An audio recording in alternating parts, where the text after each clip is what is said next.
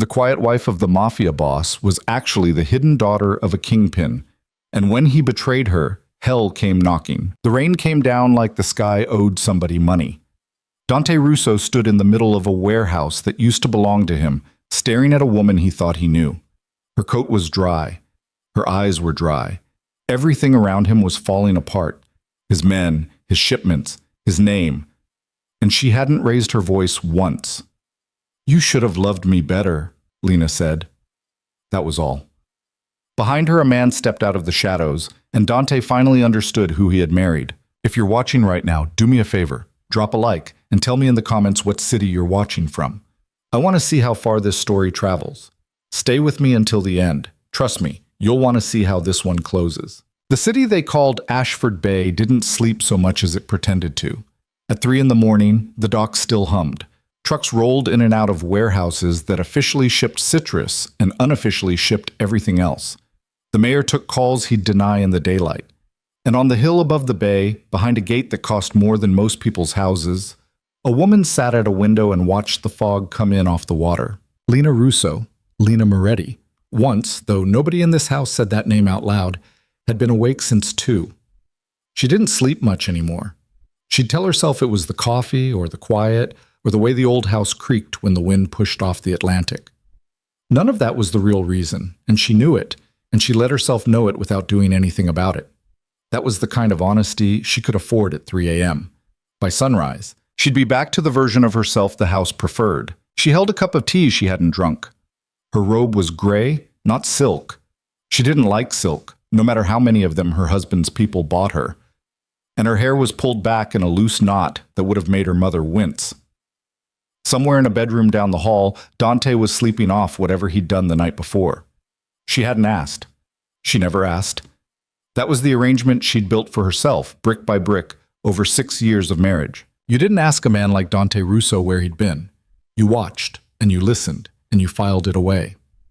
There was a soft knock on the doorframe behind her. She didn't turn around. "Ma'am?" It was Teresa. Teresa had worked in this house for 11 years, which meant she'd been here before Lena, which meant she'd seen the women who came before her and probably had a feeling about the women who'd come after.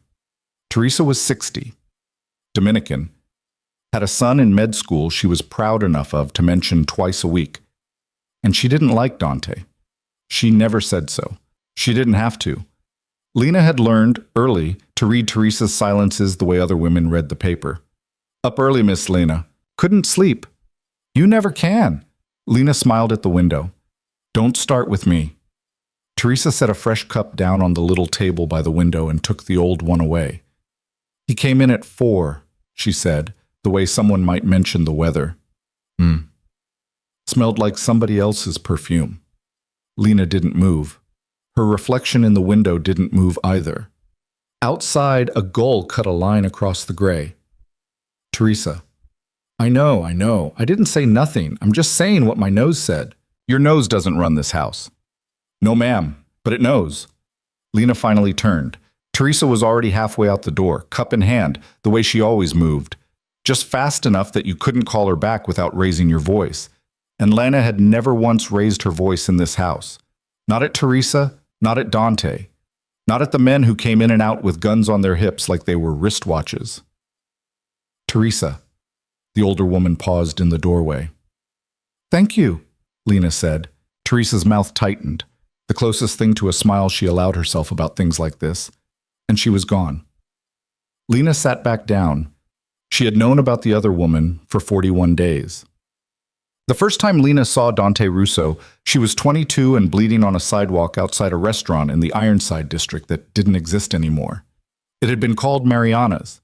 Good veal, terrible lighting. She'd been there with a man her father had picked for her, a man she didn't love, wasn't going to love, and was trying, gently, to figure out how to let down. She hadn't told anyone who her father was. She never did. That was the whole point of the life she'd built for herself. The fake last name on her apartment lease, the mid-level job at a gallery downtown, the friends who thought her parents were dead. She'd wanted, more than anything, to be normal. The ambush came in through the front window. She remembered the sound, not the image. Glass, and then a noise like someone slapping a wet towel against a wall, which, she learned later, was what a silenced pistol sounded like when it was working right. Her date went down before he knew he was dying. The man in the chef's coat behind the pass went down next. Then the lights went out. Somebody had hit the breaker. And in the dark, Lena did what she'd been trained to do since she was 6 years old, which was to get low and stop breathing. She was under a table when a hand grabbed her wrist. "Come on," a voice said. Calm. A little bored, even. "Come on, sweetheart. Up."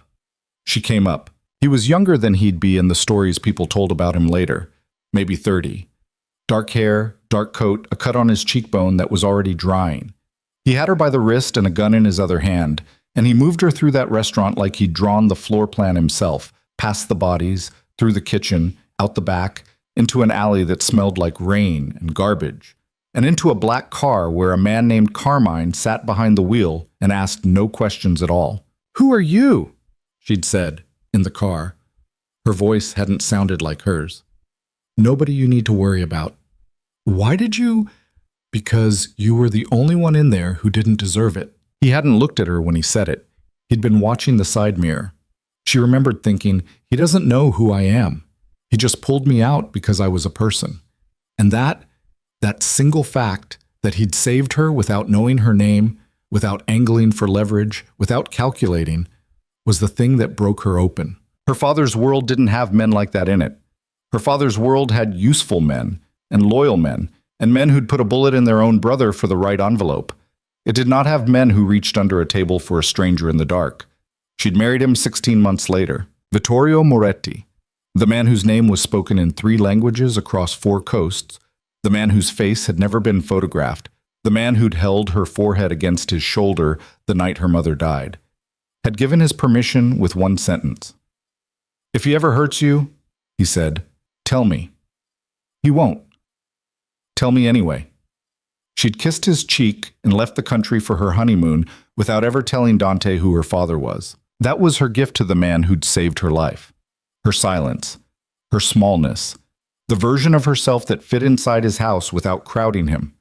She hadn't understood then that a man like Dante could grow to hate a woman who gave him everything. "Lena," his voice from the doorway. It was close to noon now. The fog had burned off and the light in the sitting room was flat and honest, the kind of light that made everybody look a little older than they were. She turned the page of her book. "Good morning." "Is it still morning?" "Barely." Dante crossed the room in his bare feet.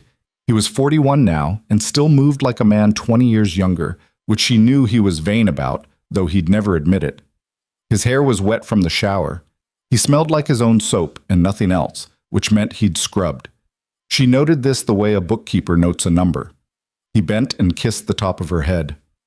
"Late night," he said. "I heard you come in." "Sorry, baby." "Don't be." He paused, just a beat, like he was waiting for her to ask something else. She didn't. She turned another page she wasn't reading. He straightened and went to the sideboard and poured himself a glass of water. "Marco's coming by at 2, he said. "All right. He'll want to eat. I'll tell Teresa." "You're a good wife, Lena." She looked up from the book. He was standing with his back to her, pouring a second glass, and she watched the line of his shoulders and thought, "You used to mean that." "I try," she said. He turned around and smiled at her. It was the smile that had, for years, cracked her open. The smile that had made her believe she'd chosen right. There was still charm in it. There was still a trace of the man from the alley, but she could see now the places where the charm had thinned, where the performance showed through. A man who is truly warm doesn't have to remember to be warm. "You're quiet today," he said. "I'm always quiet." "Quieter." "Am I?" He considered her. For a second, a half second, something flickered across his face that wasn't charm, wasn't warmth. It was the thing she'd first seen in him in the alley, when he'd been watching the side mirror. Calculation. Assessment. The reflex of a man whose life depended on reading rooms. Then it was gone, and he was grinning again. "I'm going to lie down for an hour," he said. "Wake me before Marco gets here." "I will." He crossed to her and kissed her forehead again. Longer this time, the way you do when you're trying to convince yourself of something. And then he left. She listened to his footsteps on the stairs. When she was sure he was gone, she closed the book. She hadn't read a word in 40 minutes. She set it down on the side table, stood up, smoothed her robe, and walked to the small desk in the corner of the sitting room where she kept nothing important. She opened the bottom drawer. Under a stack of old stationery, in a plain white envelope, was a photograph. It had been taken 2 weeks ago from across a street in the Riverside neighborhood by a man named Ruggiero, who'd worked for her father since before she was born and had been, quietly, watching her husband for the last 63 days on her instruction. The photograph showed Dante leaving a building she did not recognize with a woman she did. Her name was Celine Vance. She was 34, half French, half something she lied about, and she ran a gallery in the arts district that didn't sell much art and laundered a great deal of money. In the photograph, Celine was laughing. Dante had his hand on the small of her back. Not the polite part of the small of her back. The other part. Lena looked at the photograph for a long time. Then she put it back in the envelope, and she put the envelope back under the stationery, and she closed the drawer. She was not going to cry. She had done her crying on day 2, in the bathtub, with the water running so Teresa wouldn't hear. It had lasted 9 minutes. When it was finished, she'd gotten out of the tub, dried off, put on a sweater, and begun very carefully to think. She was her father's daughter. She had forgotten that for a while. She wasn't going to forget it again. Marco Salvi was a bear of a man, 6'4", shaved head, hands like catcher's mitts, and he had laughed at one of Lena's jokes at the wedding reception and decided in that moment that he would take a bullet for her. He told her so, 3 drinks in, and then blushed like a teenager and tried to walk it back.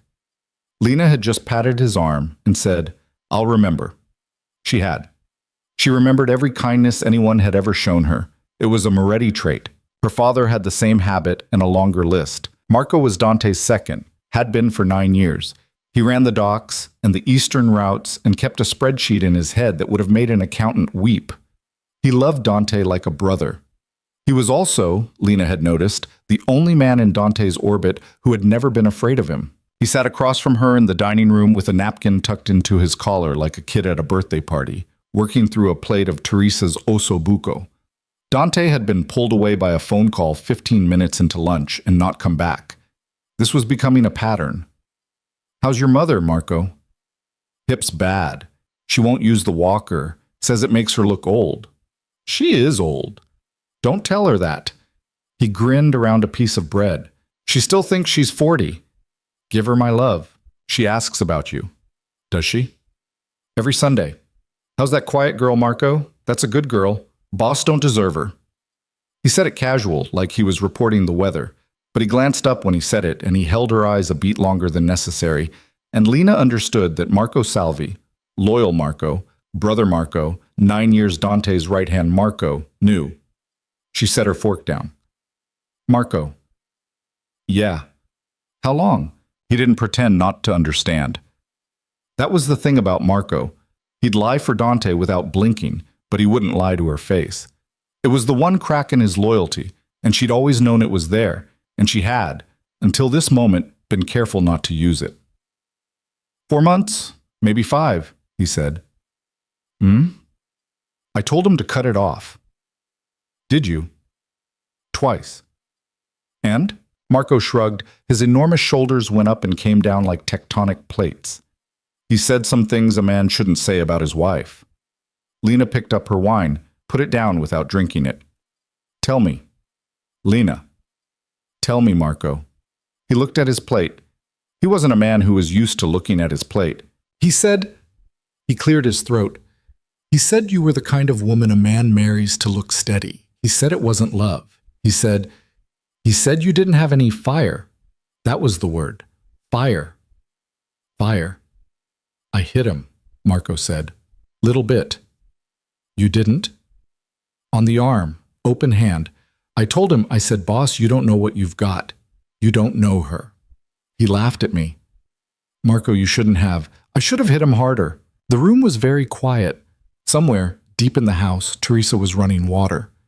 "Marco," Lena said, "do you know who my father is?" He blinked. "Your father? You told me he was... I know what I told you." He set his fork down. Watched her face. She watched him watch her, and she saw the moment he started to understand. Not the whole of it, not yet, but enough of it. Marco Salvi was not a stupid man. He'd always wondered, probably, why a woman like her had seemed to arrive from nowhere, why she carried herself the way she did, why she never flinched around men who made other women flinch. "Lena," he said, and his voice had changed, "I'm going to ask you a question, Marco, and I need you to answer it honestly, and I need you to understand that the answer doesn't leave this room. Not to Dante, not to anyone.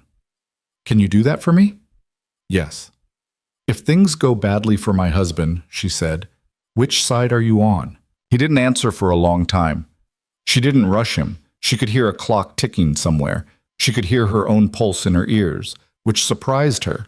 She'd thought after the bathtub that she was done feeling anything about this. Finally, Marco said, "He's my brother." "I know. I've known him since we were 16 years old." "I know. He saved my life twice." "I know, Marco." He looked up at her. His eyes were wet, which she hadn't expected and which she pretended not to notice. "But he's wrong," he said. "About you. He's wrong, and it's making him stupid, and stupid is how men like him get killed."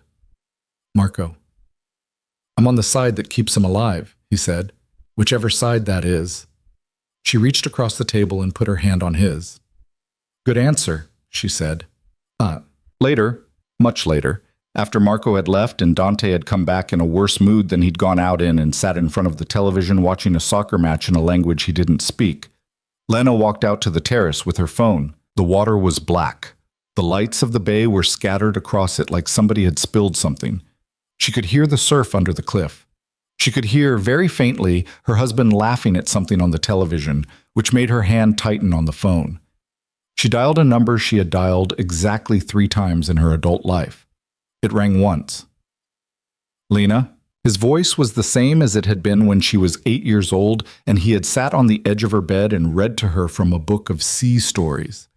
Deep, a little rough, the voice of a man who didn't waste syllables because he didn't have to. "Papa? What's wrong?" Not a question. Vittorio Moretti had never asked a question in his life when he already knew the answer. She didn't speak right away. She closed her eyes. She listened to the water. She thought about the man upstairs who had pulled her out from under a table when she was 22, and she thought about the man downstairs who had called her a woman without fire, and she understood with a clarity that almost knocked her over that those 2 men were not the same person and hadn't been for a long time. Maybe they never had been. Maybe she had married a ghost of a moment, and the man had been something else all along. "Lena, I need you to do something for me. Name it." "Not yet." "Lena, I need you to wait, Papa. I need to look at him one more time, with open eyes, before I ask." A silence on the line, not an impatient silence. Her father did not get impatient. It was the silence of a man who was deciding, right then, that whatever his daughter needed, the answer was yes. "How long do you need?" "A week." "You have it." "Papa." "Yes." "If I call back, I know. You don't even know what I'm going to ask." "Lena," he said, "you're my daughter. I know." She didn't cry. She had decided, that morning in the bathtub, that she was done crying over this. But her throat closed up, and she stood on the terrace with the phone pressed to her ear and couldn't speak for a minute, and her father, 700 miles away in a room she had never seen, waited with her. "I love you, Papa." "Mi vita." He hung up first. He always did. She stood on the terrace a long time after. The wind came in cold off the water. Inside, the television laughed.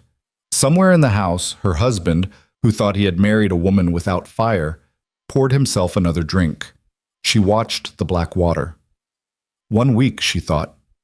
"I'll give you 1 week, Dante, to be the man I married. And if you aren't..." She didn't finish the thought. She didn't have to. She was her father's daughter, and Moretti women didn't finish sentences like that. They finished the thing itself. She went back inside. She kissed her husband's forehead where he sat in front of the television. She told him she was going to bed. He said, "All right, baby," without looking up. She went upstairs. She did not sleep. Downstairs, in a drawer in a sitting room, under a stack of stationery nobody ever used, a photograph waited. And in a house 700 miles away, a man who had never been photographed sat in a leather chair and looked at a phone he had just set down, and did not move for a long time. Outside, the fog came back in off the Atlantic, and Ashford Bay pretended, again, to sleep. The week she gave him began on a Tuesday, and by Wednesday morning, Lena understood something that would have broken a younger version of herself. The man she had married was not going to come back, not because he couldn't, because he didn't want to. She sat at the breakfast table and watched him butter a piece of toast. He was humming. Dante only hummed when he was pleased with himself. And he was pleased with himself this morning, the way a man is pleased when he has gotten away with something the night before and is already thinking about doing it again. He had come in at 2. He had not scrubbed this time. He had not even tried. "You're up early," he said. "I slept all right." Good. He didn't ask how she was. He hadn't asked how she was in. She tried to remember. A long time. Months, maybe. She couldn't pin it down, which was its own answer. When a thing disappears, and you can't say when, it means it disappeared in pieces. And you didn't notice each piece, and by the time you looked up, the whole shape was gone. "I have meetings all day," he said. "Don't wait up." "I won't." He glanced at her over the rim of his coffee cup. Something about the flatness of her voice had reached him, barely, the way a sound reaches a man at the bottom of a well. He set the cup down. "You all right, Lena?" "I'm fine. You sound—" "I'm fine, Dante." He looked at her a second longer. She kept her face very still. She had spent 6 years learning to keep her face still in this house, and now for the first time she was grateful for the practice. Then he shrugged, the way he shrugged at everything that wasn't money or power or a woman, and he went back to his toast. "Marco's taking me to Riverside at noon," he said. "Dinner with the Zios. Won't be back till late." "All right. Love you?" He didn't notice that she didn't say it back. Or if he did, he didn't show it. He kissed her cheek on his way out of the room, and she smelled him as he passed. A faint, sweet undertone under his cologne, the kind a woman leaves on a man when she's pressed her wrist against his jaw. And her stomach turned, and she did not move. When the front door closed behind him, she sat for a full minute without breathing the way she wanted to breathe. Then she got up. She walked to the sitting room. She took the envelope out of the drawer. She looked at the photograph one more time, carefully, the way you look at a wound before you decide whether to call the doctor. Then she picked up her phone and called Ruggiero. Miss Moretti. Nobody else called her that. She had not been Miss Moretti to anyone in Dante's life ever. To Ruggiero, she had never been anything else.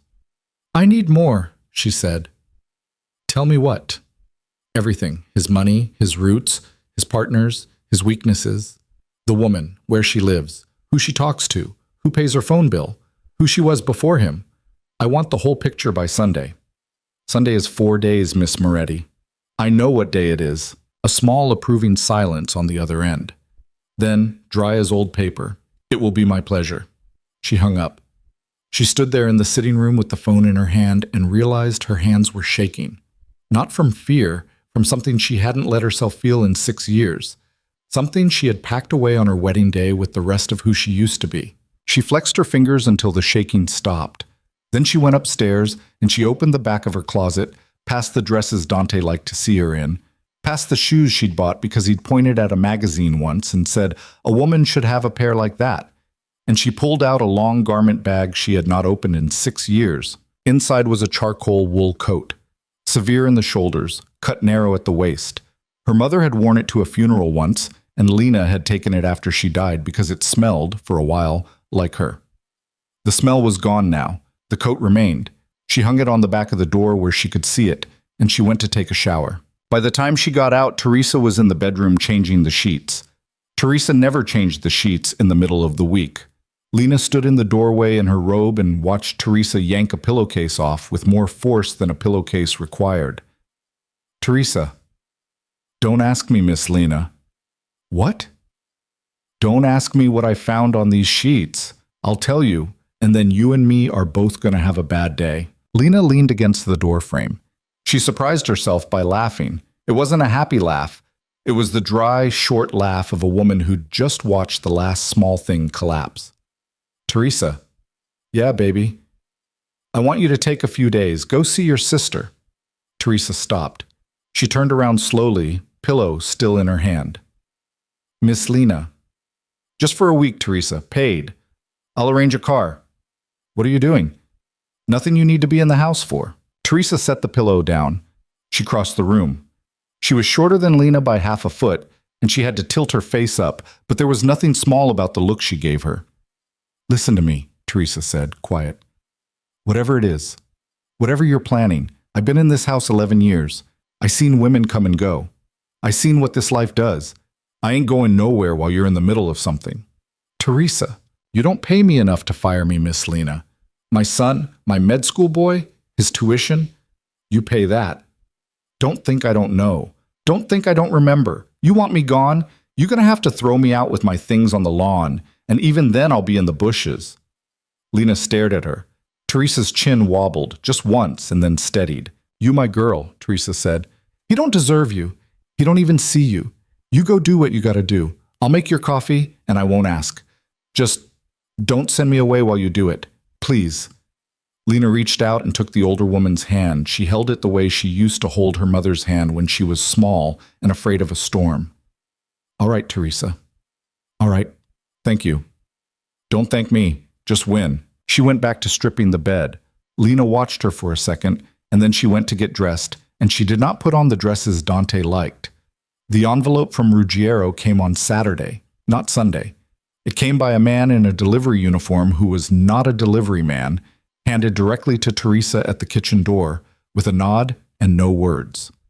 Teresa brought it to Lena in the library without asking what it was. Lena closed the door. She sat at the desk. She opened the envelope. Ruggiero had done his job. He always did. The file was thick, neat, color-tabbed the way her father liked things done. Financials. Shipping manifests. A list of shell companies with the real names penciled in beside the fake ones. Photographs of meetings Dante had believed were private. A map of the eastern routes with the skim points marked in red. And then, under all of it, a slim second folder labeled only with a single letter, C, Celine Vance. Lena opened that one last. Celine was not, as it turned out, half French. She was from a town in Ohio Lena had never heard of, and her real name was Christina Vandegrift, and she had a bench warrant from 9 years ago for check fraud that she had paid a man $15,000 to pretend didn't exist. She had been married once to a minor player in a Cleveland outfit who had died badly. She had arrived in Ashford Bay 4 years ago with $86,000 in a suitcase and a lot of ideas. She had met Dante 19 months ago at a charity auction Lena had been too tired to attend. She had a younger sister in community college. She paid the sister's rent. She called her mother every Sunday. She was not, Lena saw with a small, cold surprise, a monster. She was a woman who had decided, somewhere along the way, that the only way out of her life was through a man like Dante. Lena understood that. She did not forgive it, but she understood it. She closed the folder. She sat back in the chair. She looked at the ceiling, at the old water stain in the corner that Dante had meant to have fixed for 3 years, and she let herself feel, for maybe 30 seconds, the full weight of what she was about to do. Then she got up and she called her father. "Papa?" "Yes." "I need another day." A pause. Not a long one. "Lena, just one, Papa. I need to look him in the face one more time. I need to give myself one last look. If he's in there somewhere, the man who pulled me out of that restaurant, I need to see it. If he's gone, I'll know." Her father was quiet for a long moment. She could hear, very faintly, the tick of a clock on his end. He still had the same clock in his study he'd had when she was a child. A brass thing, loud, ugly. Her mother had hated it. Her father had kept it anyway. "Lena." "Yes, Papa." "A man who hits his wife does not stop. He hasn't hit me. There are many ways to hit a woman." She closed her eyes. "I know. One day. Thank you, mi vita." He hung up first. He always did. She sat at the desk. She slid the envelopes into the bottom drawer and locked it. Then she went upstairs and she opened her closet, and she chose, with great care, the dress she would wear to dinner that night. Dante came home at 7. He had no idea anything was wrong. This was the thing that amazed her now that she was paying attention. He had lived in the same house with her for the better part of a week, and he had not noticed that she was looking at him differently. He had not noticed that she stopped reaching for him in her sleep. He had not noticed that she had not said "I love you" in 4 days. He saw what he wanted to see, And what he wanted to see was a wife who was quiet and grateful and did not make trouble. She met him at the door. She kissed him on the mouth. She had decided on the way down the stairs that she would kiss him on the mouth because she wanted to know if she still could. She could. Barely. "You look nice," he said, glancing at her dress. The dress was red. She had not worn red in 3 years. "What's the occasion?" "I wanted to have dinner with my husband." He smiled. It was the smile. The one he used for her. It had started once at his eyes, and she noticed now that it didn't anymore. It started at his mouth and stopped there. "I can do dinner," he said. "Good." Teresa had set the small table in the window, not the long one in the dining room. Candles, the good plates. Dante sat down and made a soft, appreciative noise and loosened his tie and poured himself a drink before he poured her one, which was a small thing she used to not notice. "What is this?" he said. "Some kind of anniversary I forgot?" "No." "Then what?" "Does a wife need a reason to want to sit across from her husband?" "No," he said, slower. "No, she doesn't." He watched her over the rim of his glass. She watched him back. She made herself look at him the way she had looked at him the first year, openly, without guard. "I wanted to ask you something, Dante." Do you remember the night we met?" He blinked. Then he laughed, soft, easy. "Of course I remember." "Tell me." "What do you mean, tell you?" "Tell me what you remember. I want to hear it from you." He set his glass down. He leaned back in his chair. He looked at her the way a man looks at his wife when she is saying something unexpected, and he is trying to decide if it is cute or a problem. "Mariana's," he said. "The old place on Clemente. The Abruzzi boys came in through the window. I was in the back. I had a meeting with Georgie upstairs. I came down when I heard the glass. I was going to walk out the back, but I saw you under a table. Why did you stop?" "What?" "Why did you stop? You had no reason to stop. You could have gone out the back." He shrugged. "I don't know, Lena. You looked like a person who wasn't supposed to be there. Everybody in that room was dirty. You weren't." "How did you know?" "I could tell. Just like that." Just like that. She picked up her wine. She took a sip. She set it down. "Dante." "Yeah, baby." "Who am I?" He frowned. "What?" "Tell me who I am. Tell me who your wife is." "Lena, what is this?" "Tell me." He set his own glass down now. The light from the candles jumped on his face and made him look for a second older than he was. Tired. A man at the end of a long day who does not want to be asked hard questions over dinner. "You're Lena, you're my wife. You're a beautiful woman. You're kind. He waved a hand, annoyed. "Why are you asking me this?" "What do I do, Dante?" "What do you mean, what do you do? Where did I grow up? What was my mother's name? Where did I go to school? What do I think about when I'm sitting in the window at 3 in the morning, which I do every night, which you have never once noticed? What do I want, Dante, that I haven't gotten? Name one thing." His face hardened. "Lena, name one thing." "I don't know what you're doing right now." "Yes, you do. But I've had a long day and I'm not in the mood." "You smell like her." The word landed in the room like a plate dropped on tile. He went very still. The stillness of a man who has been holding a hand under the table and just felt the table tilt. She watched his face go through 3 expressions in the space of a breath: surprise, denial, calculation. And then, underneath all of it, the thing she had been waiting to see. A flicker of annoyance. Not guilt. Annoyance at being caught, at having to deal with it, and that was her answer. "Lena, don't." "Lena, listen to me. Don't lie, Dante. Please, I'm asking you, do one decent thing. Don't lie." He stared at her. For a long second, she thought he was going to do it. She thought he was going to say her name. She thought he was going to get down on his knees right there on the dining room floor and be the man who had pulled her out from under a table when she was 22. He didn't. He picked up his glass. He took a long drink. He set it down. He wiped his mouth with the back of his hand. "You want me to be honest," he said. "Fine." "Dante." "No, you asked. You wanted honest. Here's honest." He leaned forward. His eyes were hard now. The charm was gone. She was looking, she realized, at the face his enemies saw. I married you because a man in my position needs a wife who doesn't make noise. You don't make noise. You're good at it. You were good at it. But a man gets tired, Lena. A man gets tired of good. Sometimes a man wants fire. Fire, fire. Marco told me that was the word you used. For the first time, something moved in his face that she liked. Surprise. Real surprise. A crack. Marco said that to you. Marco is a better man than you, Dante. I hope you know that.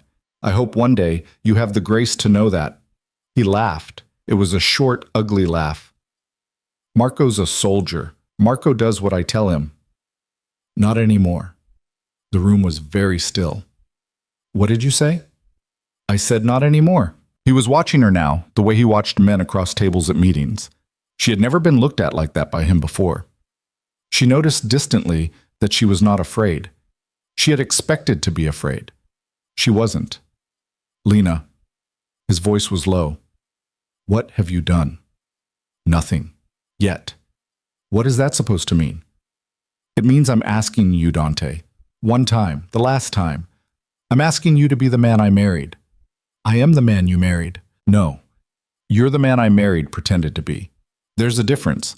I didn't see it for a long time. I see it now. He sat back. He dragged a hand down his face. And then he did something she would remember for the rest of her life. He laughed again, softer this time, and he shook his head and he said, You know what your problem is, Lena? Your problem is you think you're somebody. She did not move. You think because I married you, you get to sit there and question me. You don't. You don't know what I carry. You don't know the men I deal with. You don't know the weight of what I built.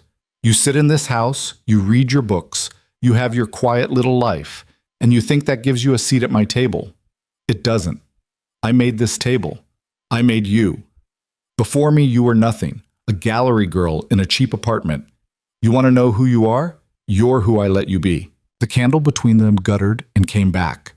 She looked at him a long time. She realized, cataloging him, memorizing, the shape of his mouth saying those words, the way his fingers curled around the glass, the flick of the vein in his forehead. She wanted to remember this. She needed to remember this. Later, when she second-guessed herself, and she knew she would because she loved him still, God help her, some rotten root of her still loved him, she was going to come back to this moment, this dinner, this sentence, and she was going to remember exactly what it had cost her to sit across from him and hear it. I see, she said. Lena, no. She stood up. She folded her napkin. She set it on the table. She did not slam it. She did not throw wine. She did not do anything a woman in a movie would do. She simply stood. I heard you. He stood too. Sit down, Lena. No. Lena, sit the hell down. Don't speak to me that way, Dante. I'll speak to my wife. I am not your wife tonight. What? I said. And her voice, for the first time all evening, had something in it that it had not had before. Something cold and clean and very old. I am not your wife tonight, Dante. Tonight you're going to go upstairs, and you're going to sleep in the east bedroom, and you are not going to come near me. In the morning, we will speak again, and you will have a chance, one chance, to take back what you just said. He stared at her. Are you? He laughed, incredulous. Are you giving me a curfew? I am giving you mercy. Mercy. You'll understand what I mean soon enough. Something in her face must have reached him, finally. Some glimpse. Because the laugh died on his mouth, and he went quiet. And for a moment she saw him look at her, really look at her, the way he had looked at her in the alley all those years ago. Then he blinked, and the moment passed, and the arrogance came back down over his face like a shade being drawn. You're drunk, he said. I've had half a glass. You're hysterical. No. Go to bed, Lena. I am. She walked past him. He did not reach for her arm. She was grateful for that, in a small way. If he had touched her in that moment, she didn't know what she would have done. She made it out of the dining room, through the hall, up the stairs. At the top of the stairs, she stopped. She listened. She could hear him, below, saying something under his breath. She could hear him pour another drink. She went to the bedroom, their bedroom. She closed the door. She locked it. Then she sat down on the edge of the bed in her red dress, and she cried for exactly 4 minutes, Because she had promised herself 4, and she was a Moretti, and Morettis kept their own promises if they kept nobody else's. When the 4 minutes were up, she wiped her face. She got up. She went to the closet, past the dresses, past the shoes, past the garment bag with her mother's coat. At the very back, behind the wall panel, Dante had never noticed, was a small safe. She had installed it 2 years after the wedding. She had never told him. Inside the safe was a passport in her real name, $20,000 in cash, and a phone she had never once used. She took the phone out. She sat on the floor of the closet in her red dress, and she turned the phone on. It had one number in it. She pressed it. It did not even finish the first ring. Papa. Lena? He's not there. Tell me. He's not there, Papa. The man I married, he's gone. I don't know when he left. Maybe he was never there. Maybe I made him up. I gave him the week. I gave him tonight. I gave him every chance. Her voice broke. She pressed her fist to her mouth. Lena. He said I was nothing before him. A silence on the line that she had never heard from her father in her life. Not cold, not warm. Something else. Something that made the hair on her arms come up. Lena. Yes, Papa. Tell me what you want. She closed her eyes. She saw very clearly the photograph in the envelope in the drawer downstairs. She saw Marco's face when he told her the word Dante had used. She saw Teresa stripping the sheets. She saw the candle on the table guttering. She saw her husband's mouth saying, "You're who I let you be." She opened her eyes. I want his empire, she said. I want every brick of it. I want the shipments stopped. I want the money cut. I want the men who stand with him called away, one by one, until the only thing left in this house is him. I want her, the woman, finished. Not killed, finished. I want her name to be a thing nobody in this city will touch. I want him to lose everything he built on top of me. And then Papa. Yes, I want him to see me. I want him to see who I am, who I have always been. I want him to understand, in the second before we end this, exactly who he married. The line was quiet. Then, very softly, her father said, "It will be done." Papa? Yes, mi vita. Don't kill him. He didn't answer at first. Papa, promise me. Lena. Promise me, please. I will not kill him, her father said, finally, slowly, unless you tell me to. That is the only promise I can make. If you tell me to, it is done. Until then, he breathes, you have my word. Thank you. Go to sleep. I can't. Try. Papa. Lena, he said, and for the first time she heard it in his voice. Not anger, not heat, but something older, something that had been sitting in him for 6 years waiting. I have been waiting for this call for a long time. Go to sleep. When you wake up, the world will already be moving. You do not have to do anything else tonight. I have you. Do you hear me, mi vita? I have you. Yes, Papa. Go to sleep. She did not go to sleep.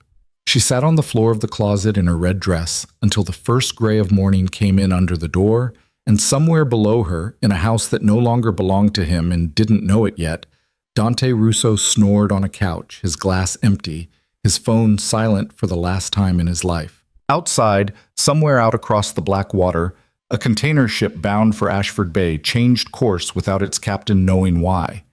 A bank in the city's financial district flagged an account it had never flagged before. A man in a warehouse in the Ironside district picked up a phone at 4 in the morning, listened for 20 seconds, said yes, sir, and hung up. The first brick came out of the wall quietly. Lena heard it somehow. In the closet, in the dark, she heard it. She closed her eyes. And for the first time in 6 years, she slept. She woke just after 8 to the sound of someone shouting downstairs. And for a moment, lying there in the red dress she had not changed out of, she almost smiled. Because it had started. It had really started. And the man shouting in his own foyer about a missing shipment did not yet know that the ground under his feet had already been dug out. Lena got up. She showered. She took the red dress off and hung it back in the closet. Not because she was finished with it, but because tonight was not the night for red. Tonight she wanted to be invisible, a ghost in her own house. She put on a cream sweater and gray slacks and no jewelry. She tied her hair back. She looked in the mirror and saw a woman who could walk through a room without any man in it, remembering her face 10 minutes later, and that was exactly what she wanted. When she came downstairs, Dante was pacing the hallway with his phone pressed so hard to his ear, his knuckles were white. He saw her. He did not stop pacing. He did not say good morning. He just kept saying, say it again, slower. No, that can't be right. She went into the kitchen. Teresa was at the stove making eggs. She did not look up. He's been on that phone since 6, Teresa said, quiet. Something about the docks. Everything all right, Miss Lena? Everything is fine, Teresa. Teresa slid eggs onto a plate. I made you toast. Thank you. You want me to make you a plate to go? Lena stopped. She looked up. To go. Seemed like today might be a going kind of day, Teresa said. She wasn't looking at Lena. She was scraping the pan with a spatula, slow and careful. I can pack you something. Little sandwich, fruit. You won't want to stop. Lena stared at the older woman's back. Teresa never looked up. She just kept scraping the pan. Teresa. How long have you known? Known what, Miss Lena? Don't play with me. Teresa set the spatula down. She turned around. She dried her hands on her apron. 11 years I've been in this house, she said. You think I can't tell the difference between a scared woman and a decided one? I knew last week, when you told me not to send you away for a week. I knew. I just didn't know what you was going to do. Now I know. Do you? You called somebody. Yes. Somebody big. Yes. Your father. Lena said nothing. Teresa nodded once, as if confirming something she had suspected for a long time and never asked. Then she picked up the spatula and went back to the eggs. My sister, she lives in Bellport. I got a cousin in Hartsville. I got people. You understand me. I understand you. When you need me to not be here, you tell me. Not before. I'm not running unless you tell me to run. Teresa, eat your toast. Lena ate her toast. Down the hallway, her husband shouted, What do you mean gone? A ship doesn't just go gone, Polly. A ship has a captain. The toast tasted like nothing. It was the best thing Lena had eaten in months. By noon, Dante had called a meeting. He did not announce it. He did not have to. The cars started coming up the drive around 11:45. Big sedans with tinted windows, men in suits getting out and straightening their jackets the way men do when they know they are walking into a bad room. Marco's car was the third one up. He got out, looked at the house, looked at the window of the sitting room where he knew Lena would be, and touched 2 fingers to his brow in a small salute so subtle that anyone watching who wasn't her would have missed it. Lena, who was sitting in the sitting room with a book open on her lap that she had not read a word of in 30 minutes, nodded back at him through the glass. The meeting was in the long dining room. 8 men. Dante at the head, Marco at his right. The lieutenants, the earners, the money men, the ones Dante had called his brothers for 15 years. Lena did not go in. She sat in the sitting room and she listened because the house was old and the walls were thin, and she had learned early in her marriage which floorboards carried sound and which did not. Somebody's moving on us. Dante's voice, tight. And they're moving smart.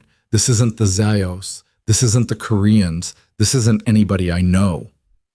3 ships, boss. A voice she recognized. Lorenzo, the money man. 3 ships in 36 hours. And the Pacific Trust froze the Martinet account. Just froze it. No warning, no letter. The manager won't take my call. Who else? The Laredo route's gone. The trucks went out. The trucks didn't come back. Drivers won't answer their phones. Alive? Alive, just told to stay home, boss. Somebody paid them to stay home, paid them well. Who? Nobody knows. Silence. Then Dante, quieter, more dangerous. Somebody knows. Another silence. Then Marco, calm, careful. Boss, whoever's doing this, they know us. They know every piece. They know the Martinet account, which, 4 of us in this room even know exists? They know the Laredo route. They know the drivers. This isn't somebody hitting us from outside. This is somebody who already has the map. You saying we got a rat? I'm saying somebody has the map. A chair scraped. Dante, getting up, pacing. Lena could picture it, almost see it through the wall. All right. I want every man we've got out looking. I want names. I want to know who's moving on us by tonight. You, Lorenzo, you get on a plane to the coast. You talk to the Martinet people in person. You find out who made the call. You, Nico, you go sit on the Laredo drivers. I don't care if you got to sit in their living rooms with their wives. You find out who paid them. Marco. Yeah, boss. You're with me. We're going to see Celine. Lena in the sitting room did not move. She had known he would say it eventually. She had wondered how long it would take. 4 minutes. 4 minutes into a crisis, and the first place he wanted to run was to another woman. Not home, not to his wife, not to the bed he had slept in for 6 years. To her. Because that was who he was now. That was maybe who he had always been. Boss? Marco's voice. You sure that's smart? Don't tell me what's smart, Marco. I'm not telling you what's smart. I'm asking, you sure? Celine has ears the guys don't. She knows people in the arts district, the bank crowd, the kind of people who hear things before we do. If anybody's going to have a name, it'll come through her. All right, boss. Something you want to say? A pause. No, boss. Good. Car in 20. Chairs scraped, feet moved. Lena heard the men file out of the dining room, heard the low murmur of them in the hallway, heard Dante's voice pitched up into the fake warmth he used for his own men. We'll fix this, fellas. We'll fix this. Go do your jobs. And then the front door opening and closing, cars starting down the drive. Then, footsteps coming toward the sitting room. She looked up. Dante stopped in the doorway. He looked tired. That was the first thing she noticed. In the 6 years she had been married to him, she had almost never seen him look tired in daylight. Dante Russo was a night creature. By sunrise, he was polished and fresh. But here, at 12:30 in the afternoon, he had circles under his eyes and a stain on his collar, and his hair was not right. Lena. Dante. He looked at her. She looked back. The sitting room was quiet. Outside, an engine started, another one, gravel crunching under tires, the sound of his world pulling out of his driveway to go look for itself. About last night. Yes. I had a long day. I said things I shouldn't have said. Yes, you did. Lena, are you apologizing, Dante? He opened his mouth. He closed it.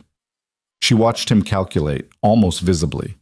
The thing about Dante, the thing she had loved about him once, was that he was smart. He was genuinely smart. He had not gotten where he was by being a brute. He had gotten there by knowing in any given second what the room needed him to be. And the room, right now, needed him to be a man who apologized to his wife. The problem was that he had lost the ability. The muscle had atrophied. Somewhere along the way, he had stopped practicing. And now, when he needed it, he couldn't find the shape of it. I'm saying, he said slowly, that I was out of line. All right, Dante, I heard you. He stared at her. He had expected a fight. He had expected tears. He had expected, probably, some part of the choreography he was used to from her. The small, wounded version of Lena, who would accept the half apology and be grateful for it and spend the rest of the week trying to earn back his affection. He was not getting her. Are you all right? Yes? You don't seem... I'm fine, Dante. I slept.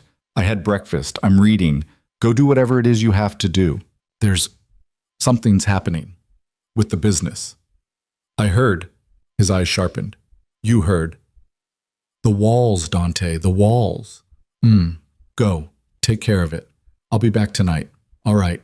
Late. All right. He hesitated. She could see him wanting almost to cross the room, to come over and kiss the top of her head the way he used to. Some piece of him, some small creaking piece, was trying to remember how, but he didn't. Maybe he forgot how. Maybe he decided he didn't have time. He turned and he went. She listened to his footsteps down the hall. She listened to the front door. She listened to the car pull out of the drive. Then she stood up. She went to the window. She watched the black car move down the long gravel drive and through the gate and disappear onto the road that led into the city. She watched until she couldn't see it anymore. Then she went to the small desk in the corner and she picked up her phone. Not the one Dante knew about, the other one, the one from the safe. And she made a call. Ruggiero. Miss Moretti. He's on his way to her, the gallery, East Bay and 6th. Understood. I want him to find her exactly where she always is. I don't want anything to seem wrong yet. I want him to sit across from her and drink the drink she pours him and tell her his troubles. I want him to feel for one more hour like he still has a place to go. Understood, Miss Moretti. Then, at 3 o'clock? Yes. Then, at 3 o'clock, everything she built falls down. Yes, Miss Moretti. Thank you, Ruggiero. Miss Moretti. Yes. It is good to hear you sound like your father. She closed her eyes. Thank you. She hung up. She sat down in the chair by the window. She did not pick the book back up. She sat and she watched the light change on the lawn, and she thought for a while about the woman across town who had no idea that the life she had been building for herself was, at this moment, on fire in 4 different rooms. Celine Vance lived above her gallery. The gallery occupied the ground floor of a converted brick building in the Arts District. The living space was the entire 3rd floor, all exposed beams and tall windows, and a bed big enough for 2 people who only ever used one side of it. She had done well for herself. She had done well in a way that a woman who had arrived in a city 4 years ago with $86,000 in a suitcase and a fake name on her lease should not have been able to do, unless she had a benefactor. She had one. Dante came up the back stairs at 1:15. Celine met him at the door in a silk robe. You look like hell. I feel worse. Come inside. She poured him whiskey. He sat down on the leather couch by the window and he put his head in his hands. And for a while, neither of them said anything, because Celine was a woman who knew when to not say anything. That was part of her gift. Lena had married him and gone quiet because she loved him. Celine stayed quiet because she was a professional. Somebody's moving on me, Dante said, finally. I heard. You heard. A little. She sat down next to him. She did not touch him. That, too, was professional. Marco's driver told Marco's cousin, who told my girl at the coffee place. You know how it goes. What's going on, Dante? I don't know. You know. I don't. She watched him. She had a face that gave away nothing she didn't want it to give away. It was one of the things that had drawn him to her. Lena's face had always given away everything, even when she thought it didn't. Celine's face was a closed door. He had mistaken that, he realized now, for strength. It was the strength of a woman who had a lot to hide. Dante. Yeah. Who have you crossed recently? Nobody. I've crossed nobody. That's the thing. Business has been good. The Zhaos are eating out of my hand. The Koreans are talking to me, not at me. Lorenzo's books are clean. There's no reason for this. Somebody always has a reason. Yeah. She leaned back. She crossed her legs. The silk fell open a little above her knee. He did not look. He was not, for once, in the mood. What does your wife think? He blinked. What? Your wife, Dante. She lives in your house. She hears things. What does she say? Why are you asking about my wife? I'm asking because I'm trying to help you. What does she say? She doesn't say anything. She never says anything. That's the whole point of her. Celine looked at him for a long moment. She said. What does that mean? Nothing. Celine, it means nothing, Dante. His phone rang. He looked at it. He swore. He stood up and crossed to the window to answer it. She watched him go. She watched the back of his head. And the look on her face, which he did not see, was the look of a woman who had, in the last 30 seconds, started thinking about exit strategies. Yeah. Into the phone. What, when, who? No, that account was closed. That account has been closed for 18 months. How is it? Lorenzo, how is it? All right. Stop talking. Breathe. Tell me again from the top. Celine stood up, slowly. She walked past him to the kitchen. She poured herself a glass of water. She drank it. She set the glass down. She walked to the side table by the door where her phone was charging. She picked up the phone. She opened it. She had 17 missed calls. Her stomach did something she had not felt in 9 years, not since the morning she had walked out of a courthouse in Ohio with a bench warrant being typed up behind her. She opened the first voicemail. It was her bank. Her accounts had been frozen pending a review. She opened the second. Her landlord. There was an issue with the title on the building. Please call. The third. Her lawyer. Celine, call me back. Now. Now, Celine, not in an hour. Now. The 4th, 5th, 6th. The gallery's business accounts. The art dealer she laundered through. The man in Jersey who handled her sister's apartment. The woman who handled her mother's assisted living bill.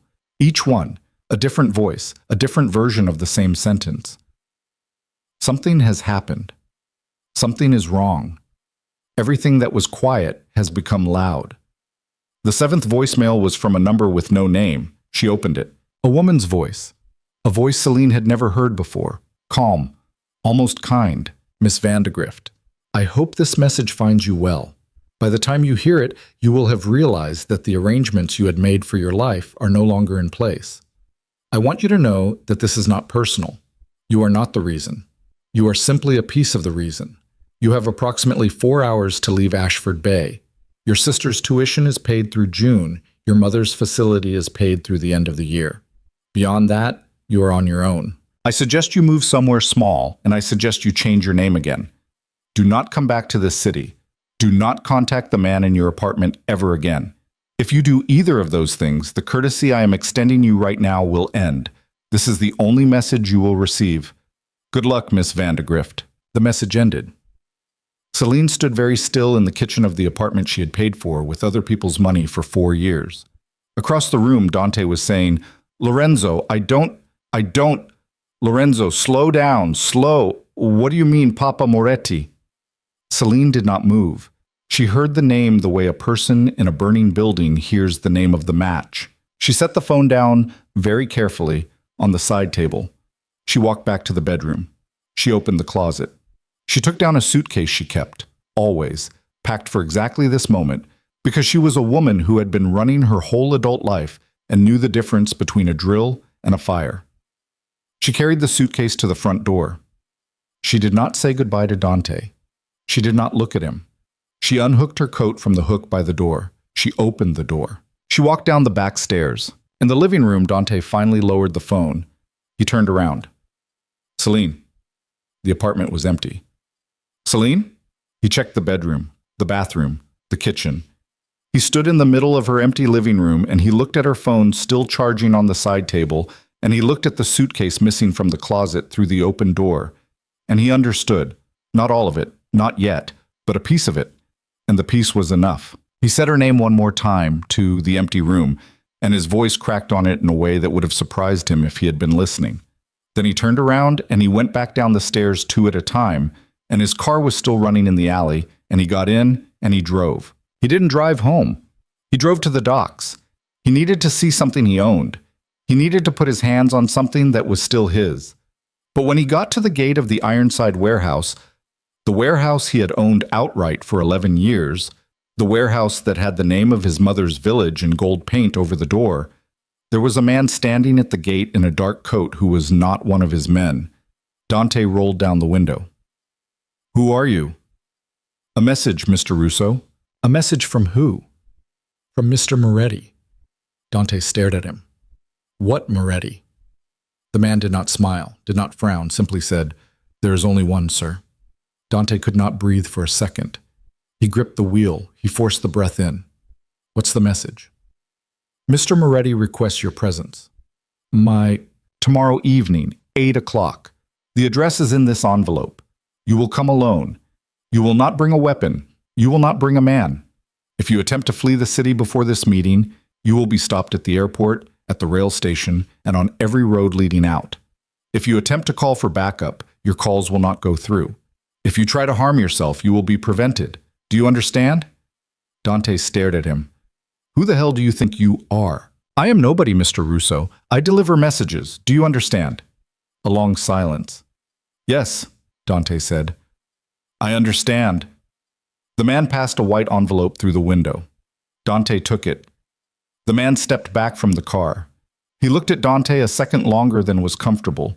Then he turned and he walked away down the street and got into a car Dante had not noticed before, parked in a spot that should not have been empty, and the car pulled out and was gone. Dante sat in his own car in front of his own warehouse, and he looked at the envelope in his hand, and he opened it, and inside was a single plain card with an address on it, in a handwriting that was not any handwriting he knew, and at the bottom of the card, in the same hand, were two words: bring nothing. He sat there for a long time.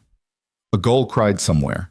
His phone rang and rang and rang, and he did not answer it. Somewhere a ship's horn sounded. Somewhere his empire, which he had built brick by brick with his own hands over 20 years, was coming apart in rooms he could not see. And he understood finally that the thing that had been moving on him was not a rival. Not the Zyos, not the Koreans, not any of the enemies he had cultivated like a garden. It was a ghost. It was the only ghost in the whole country that mattered. It was a name he had heard for 15 years and dismissed as a story. The Moretti, the king under the city, the man every man in their world swore on and nobody had ever seen. He closed his eyes. In his head, for no reason he could name, he saw his wife. He saw her the first time, under the table at Mariana's, 22 years old, a gallery girl in a cheap apartment. He heard his own voice from last night, in the candlelight over their dinner, saying, "You're who I let you be." A gallery girl, he thought now, slowly, does not have a father who can do this. A gallery girl does not have a father at all. I never asked. She never said. I never asked. The gull cried again. Dante Russo, who had been the most feared man in Ashford Bay when he woke up that morning, put his head down on the steering wheel of his own car in front of his own warehouse, and for the first time since he was a boy, he was afraid. Back on the hill, in the sitting room, Lena looked up from her book as the light on the lawn went amber. Teresa came in with a fresh pot of tea. She set it down. She did not leave right away. She stood a second by the table, hands folded in her apron. "Something happened, Miss Lena." "Yes, Teresa." "Something big." "Yes." "You all right?" Lena thought about it. She thought about it the way her father had taught her to think, which was slowly and without flinching. "I don't know yet, Teresa," she said. "I'll tell you tomorrow." Teresa nodded. She poured the tea. She left. Lena sat alone in the sitting room with her cup. Outside, the sun went down over the bay, and in a gallery across the city, an empty apartment sat with a phone still charging on the side table. And in the drive of the house on the hill, a pair of headlights finally came up the gravel, slower than usual, like the car was being driven by a man who did not know, yet, what he was coming home to. She set the cup down. She stood up. She went to meet her husband at the door. He came through the door like a man who had walked a long way. His coat was open, his tie was off, balled up in one fist. He looked at her standing in the hallway and he stopped, and the two of them stood there for what felt like a long time.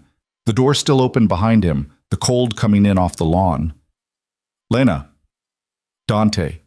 "I saw—" "Close the door. You're letting the cold in." He closed the door. He did not move from the mat. He stood there with his coat half off and his tie in his fist, and he looked at his wife of 6 years like he was looking at a stranger in his own house, which, in a way, he was. "You look tired," she said. "I am tired." "Come sit down. Teresa made a roast." "Lena." "Sit down, Dante. Eat. Whatever it is, it'll wait an hour." She turned and walked toward the dining room, and she did not look back. She could hear him, behind her, breathing, just breathing. Then, after a long moment, she heard him hang his coat. She heard his steps on the wood. He followed her. Of course he followed her. A man who has just been handed a card with 2 words on it follows anyone who speaks to him gently. The dining room was lit with 2 candles and nothing else, which was her doing. The long table was set for 2. The roast was in the middle. Teresa was nowhere to be seen, which was also her doing. She had told Teresa to serve at 7 and to stay in the kitchen after that, no matter what she heard. Teresa had nodded and said, "Yes, Miss Lena," and had not asked a single question. Dante sat down across from her. He did not pick up his fork. He looked at the roast. He looked at the candles. He looked at her. "You want a drink?" she said. "Yes." She poured him wine. She poured herself the same.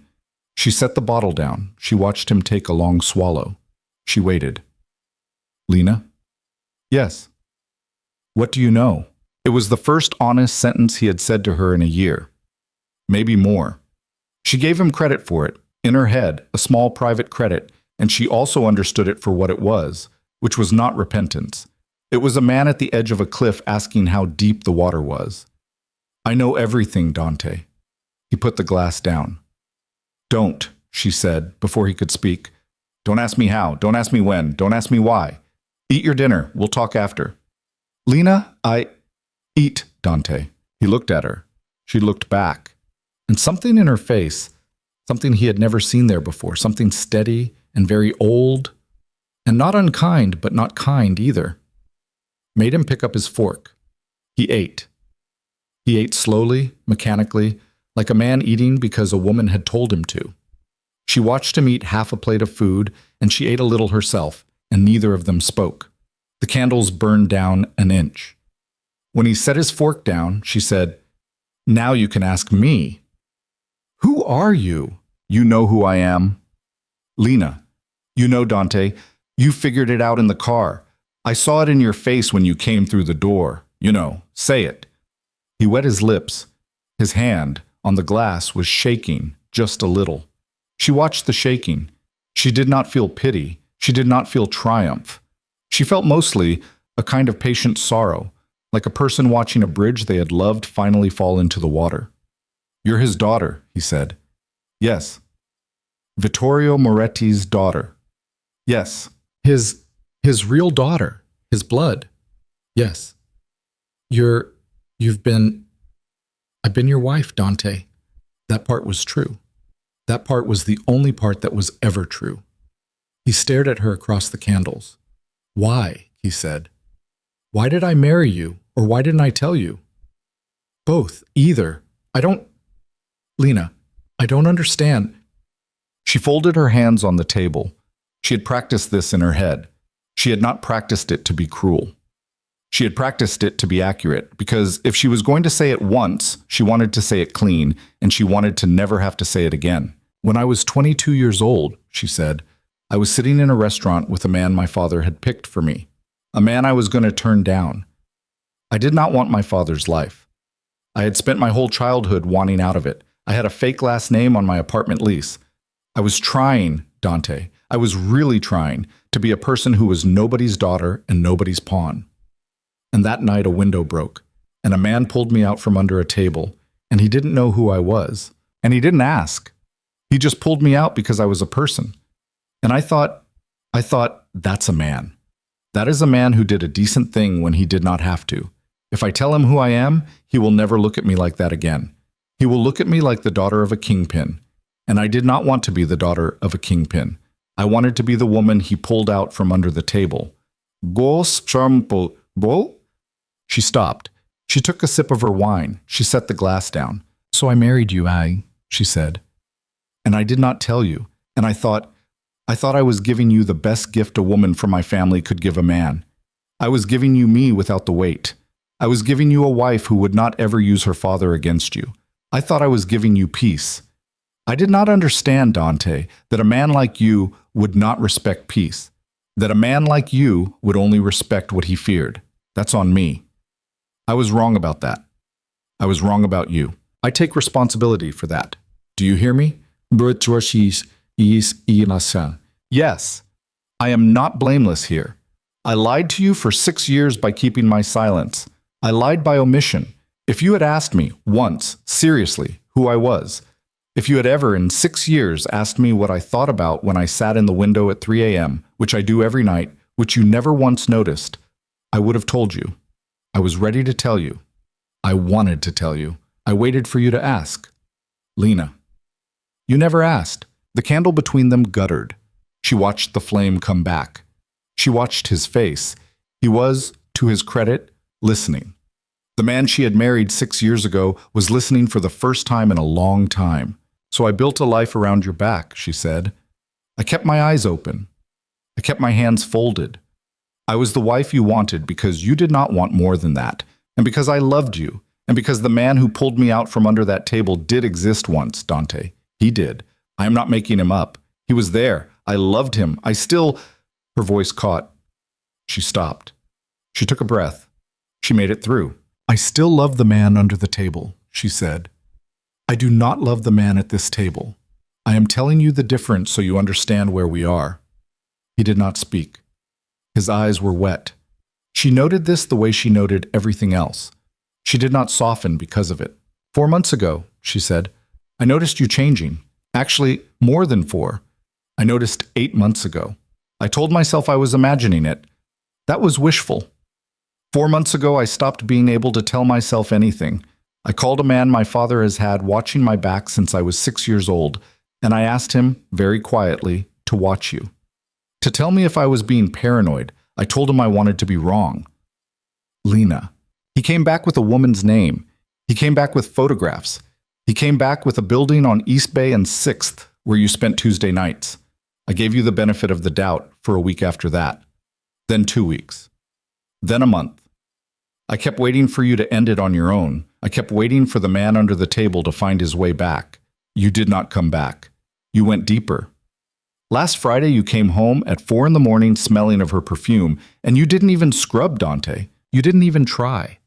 And I understood that you were not coming back, that the man I had given my life to was gone and had been gone for a while, and I had been worshiping a ghost. She reached for her wine. She didn't drink it. She set her hand on the stem of the glass. I gave you a week, she said. You remember. I remember. I sat across from you at this table and I asked you to tell me who I was, and you called me a woman without fire. You called me a gallery girl. You said I was who you let me be. Do you remember saying that? Yes. Good.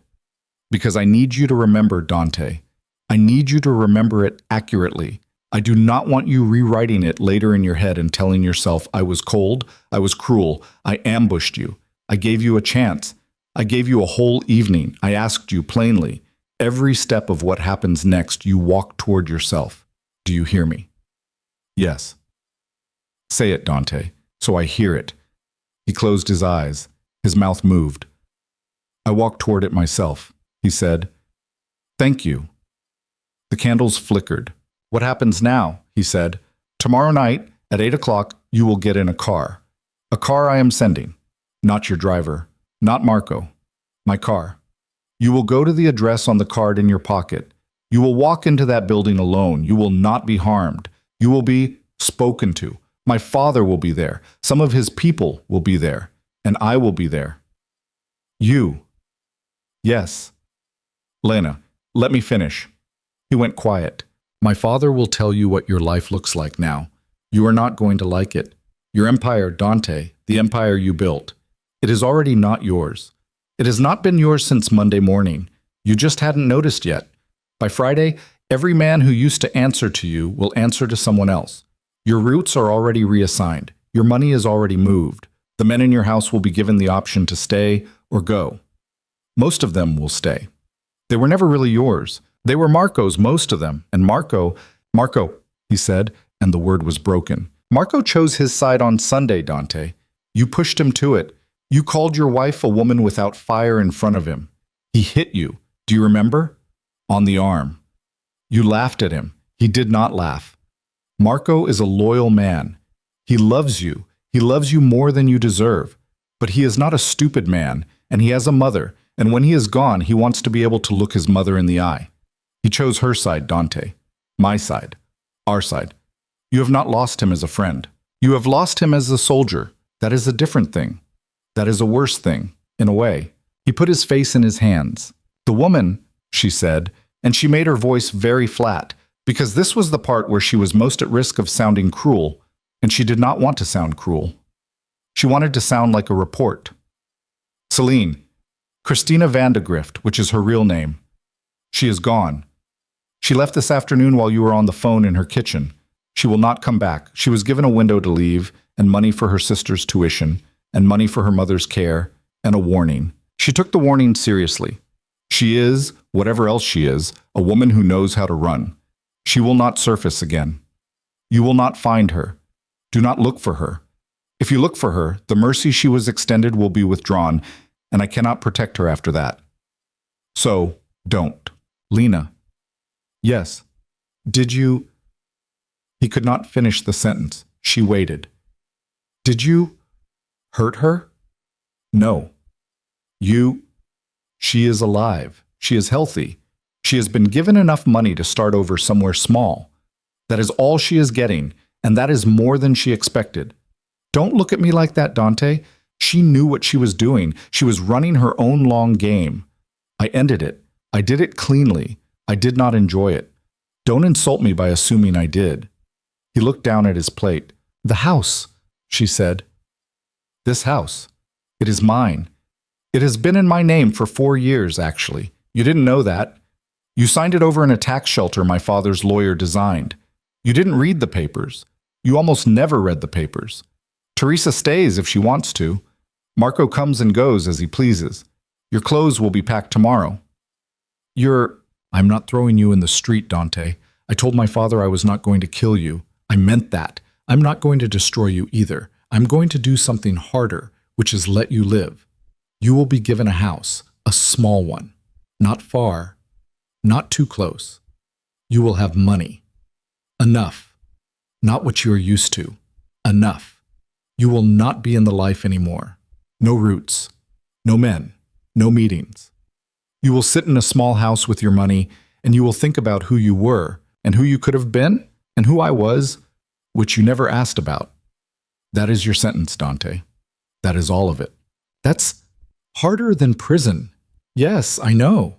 She stopped. She drank some of her wine. The candle flame on the left sputtered and went out. The table got darker. She did not relight it. One more thing, she said. What? My father wants to meet you.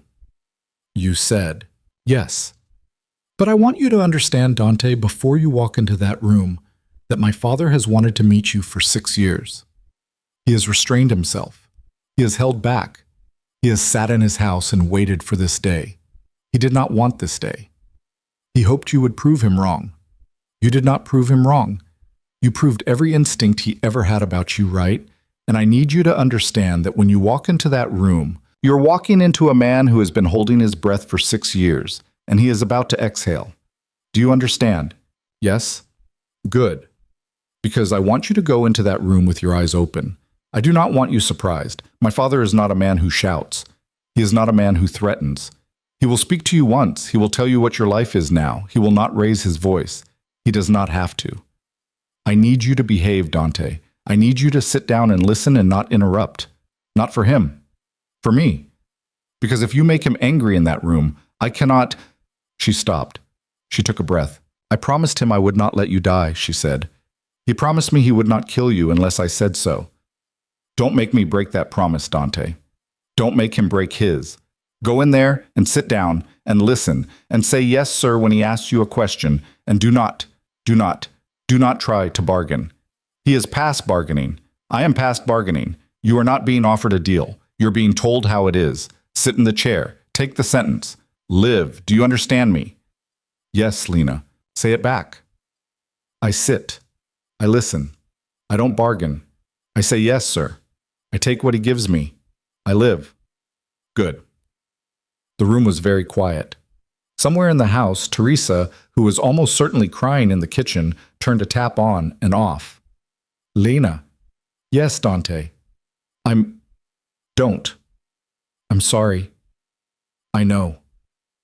I said I know, Dante. I'm not doubting you. I know you're sorry. I know you're sorrier than you've been in your life.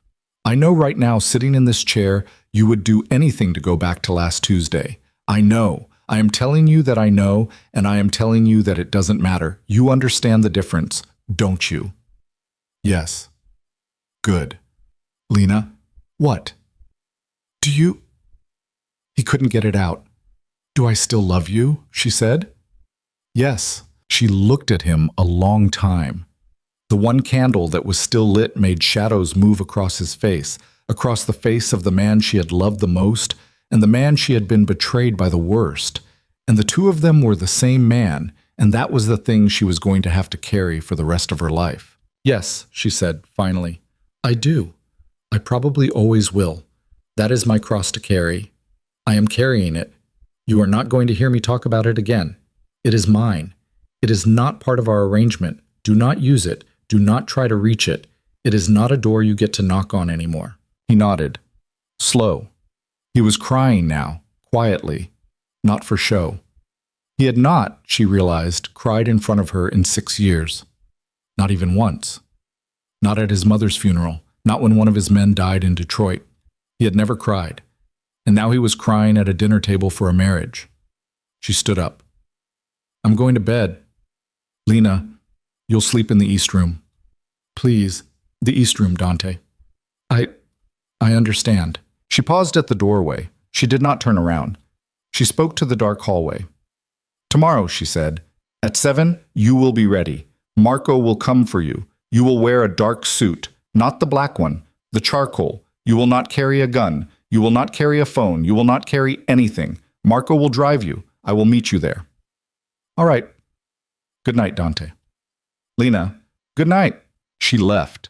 She walked up the stairs in her cream sweater and her gray slacks, and she went into the bedroom, and she closed the door and she locked it, and she sat on the edge of the bed, and for the first time in all of this, she did not cry. She was past crying. She sat on the edge of the bed and she looked at her hands and she thought about her mother, who had been dead for 19 years and who would have had something to say about all of this. She was not sure her mother would have approved of her. She was not sure her mother would have disapproved. Her mother, she thought, would have said, "Mi vita, come and sit and tell me from the beginning," and she would have listened, and at the end she would have said something Lena could not quite imagine. That was the thing about losing a mother when you were small. You lost the voice that told you, at moments like these, whether you had done it right. She sat in the dark a long time. At 8 the next evening, a black car pulled up to a building on the north side of the city that had once been a bank and was now something the city was not quite sure about. The windows were dark glass. The door was oak. There were 2 men at the door in coats. They nodded as Marco brought the car up. Marco turned in his seat. "Boss?" "Marco, I'm not your boss anymore." "You're my boss as long as I say you are. Get out of the car." Dante got out. He was wearing the charcoal. He had shaved. He had not slept. His hands were steady, which surprised him. He had expected them to shake. Marco walked him to the door. The 2 men at the door nodded at Marco and opened the door. Marco stopped at the threshold. "I'll be out here, boss." "Marco?" "Yeah, boss." "I'm sorry." Marco didn't answer right away. He looked at the ground. Then he looked up, and his eyes were wet, and he said, "I know, boss. Go inside." Dante went inside. The room was large and plain. A long wooden table. A chandelier that did not work. Windows high up covered in brown paper. At the far end of the table sat a man Dante had never seen before, and sitting at his right hand in a dark green dress, her hair down, her hands folded in front of her, was Lena. She did not smile at him. She did not frown. The man at the end of the table was in his late 60s. He had white hair cut close to his scalp and a face like a closed book. He was wearing a dark suit. There was a glass of water in front of him, and nothing else. His hands were on the table, folded like his daughter's. "Mr. Russo." "Yes, sir." "Come in. Sit." Dante walked the length of the table. His footsteps were very loud. He pulled out a chair at the far end, the one across from Vittorio Moretti, and he sat. "Do you know who I am?" "Yes, sir." "Say it." "You are Vittorio Moretti." "Good. I like it when a man uses a name. A man who uses a name is a man who is not pretending." "Are you going to pretend, Mr. Russo?" "No, sir." "Good. Do you know who she is?" He looked at Lena. She looked back at him. She did not help him. "She is your daughter." "She is." "Say her name." "Lena. Lena Moretti." "Lena Moretti." "Good. That is her name. She gave you a different one. That was her choice. It was not mine. I did not approve of it. I do not approve of it now. I will never approve of it. Do you understand?" "Yes, sir." "You married my daughter." "Yes, sir." "You pulled her out of a room when men were shooting into it. I have not forgotten that, Mr. Russo. It is the only reason you are sitting in that chair and not in the bay. Do you understand?" "Yes, sir." "Do you love her?" Dante did not answer right away. He looked at Lena. Lena looked at the tabletop. "Look at me, Mr. Russo, not at her." "Yes, sir." "Do you love her?" "Yes, sir." Vittorio Moretti was silent for a long moment. He unfolded his hands. He laid them flat on the table. "I have thought," he said, "about what I was going to say to you in this room for a long time. For 6 years. I have had many speeches. I have discarded them. Tonight I will say one thing, Mr. Russo. One. Listen carefully." "Yes, sir." "You did not deserve her." "No, sir." "That is not a question. That is not a matter of opinion. You did not deserve her. No man did. Certainly not you. But she chose you. She is my daughter. I respect her choices. I do not have to like them. I respected this one because she loved you, and because I believed for a time that you saw her. You did not see her. You stopped seeing her, or you never truly did. And you built a life where she was a piece of furniture in your house, and you brought another woman into that life. You humiliated her. You spoke about her to other men in words I will not repeat in this room because I will not honor them with a second saying. Yes, sir. I was going to kill you, Mr. Russo. Yes, sir. I was going to kill you on Tuesday. I had the men. I had the place. I had a plan that would have taken you off this earth before you knew I was thinking about you. Do you understand the kind of distance I am telling you about, Mr. Russo? Yes, sir. My daughter asked me not to. My daughter, whom you humiliated. My daughter, whom you called a woman without fire. My daughter, who built her whole marriage around protecting your pride from her own name. She is the one who asked for your life. Do you understand what that means? Yes, sir. Say it. She gave me my life. Yes, she did. The woman you betrayed gave you your life. Every breath you take from this moment until the moment you die is a breath she purchased for you. I want you to carry that, Mr. Russo. I want you to carry it every morning when you wake up. I want it to be the first thing you think of. I want it to be the last thing you think of before you sleep. If it is ever not the first and last thing you think of, I will know, and our arrangement will end. And the arrangement that was supposed to happen on Tuesday will begin. Do you understand?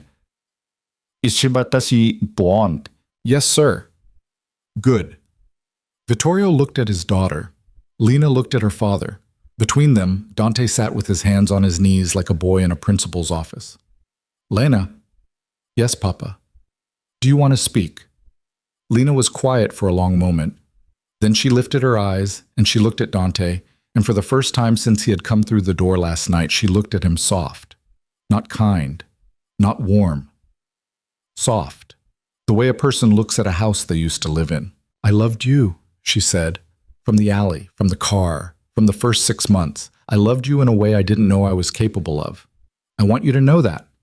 I want you to carry that too. You had that. Whatever else is true, Dante, you had that. A woman like me, from the house I came from, loved you without a single angle. You had a kind of love most men in your life will never, ever have. And you, her voice cracked, she mastered it. And you let it rot in the corner because you thought it was easy. That is what you have to live with, Dante. Not my father, not the empire. Me, what I was. What you threw away. You live with that.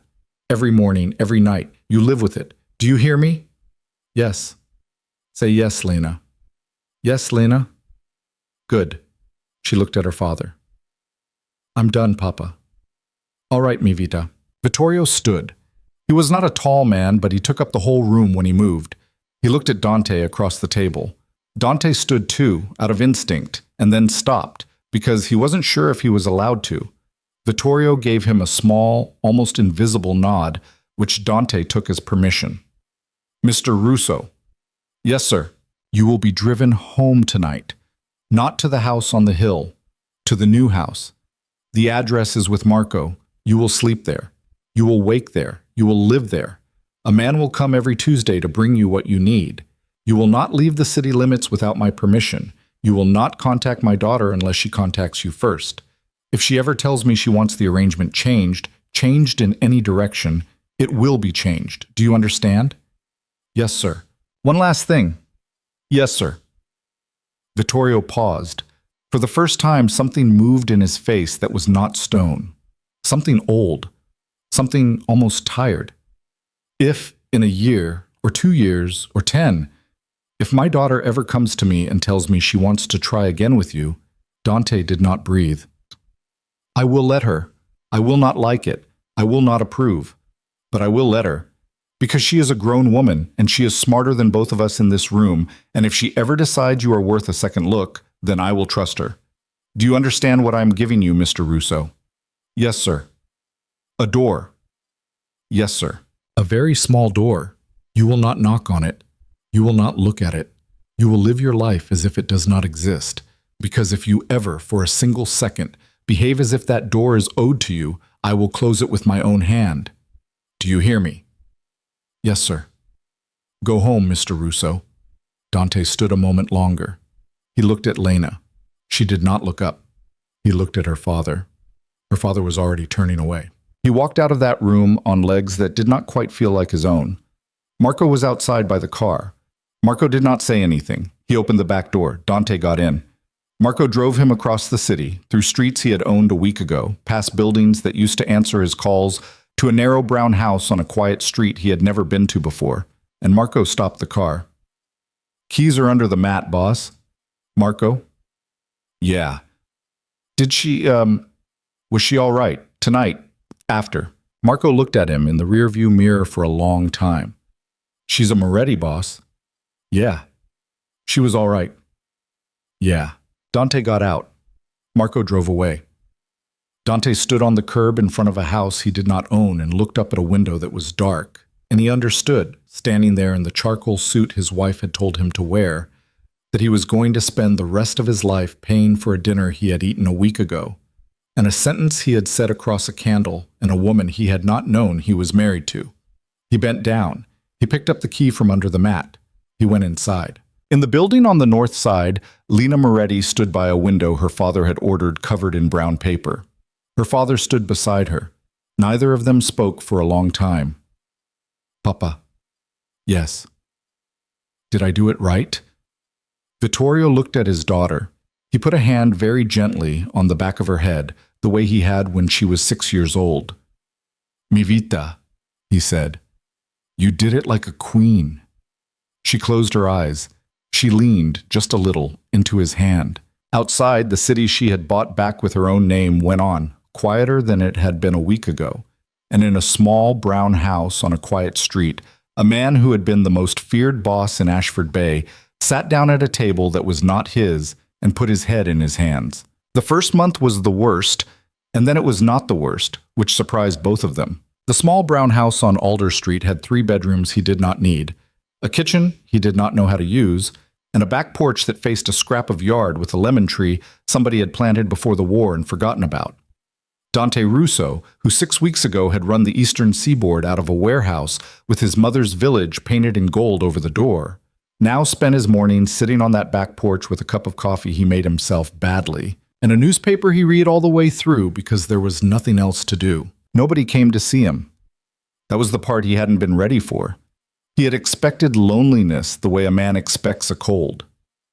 He had not expected it to settle into his bones like weather.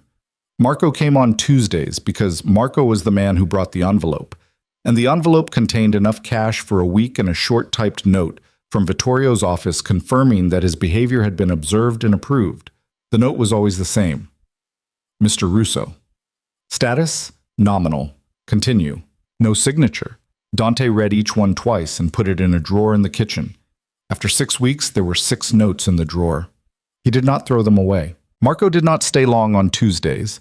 The first Tuesday, he'd stood in the doorway and refused to come in. The second Tuesday, he'd come into the kitchen but wouldn't sit. The third Tuesday, he sat. By the 6th, he was eating a sandwich Dante had made, badly, at the little table by the window. And the two of them were talking about baseball the way men who have too much between them talk about baseball.